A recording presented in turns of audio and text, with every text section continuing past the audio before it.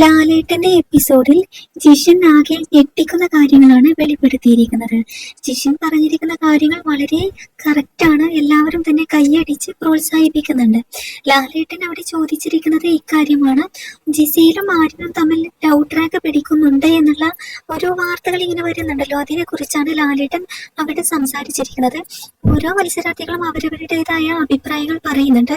എന്നാൽ ജിഷൻ പറഞ്ഞിരിക്കുന്നത് എങ്ങനെയാണ്, ഹൗസിൽ ഇവിടെ ബിഗ് ബോസ് വീട്ടിൽ ഒരാൾ നല്ലത് ചെയ്താൽ അതിനെ നല്ലത് എന്ന് പറയാൻ ഇവിടെ ആരുമില്ല.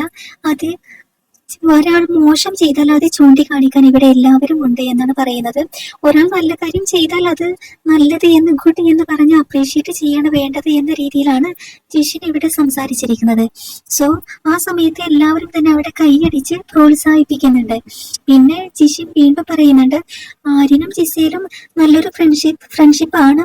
ലവ് ട്രാക്കിനോട് എനിക്ക് താല്പര്യമില്ല. ലവ് ആണെങ്കിൽ അത് മനസ്സിൽ നിന്ന് വരണം, ഉള്ളിൽ നിന്ന് വരണം എന്നും ജിഷൻ അവിടെ വ്യക്തമായിട്ട് പറഞ്ഞിട്ടുണ്ട്. എന്തായാലും ജിഷൻ ഇന്ന് ഞെട്ടിച്ചിരിക്കുകയാണ്.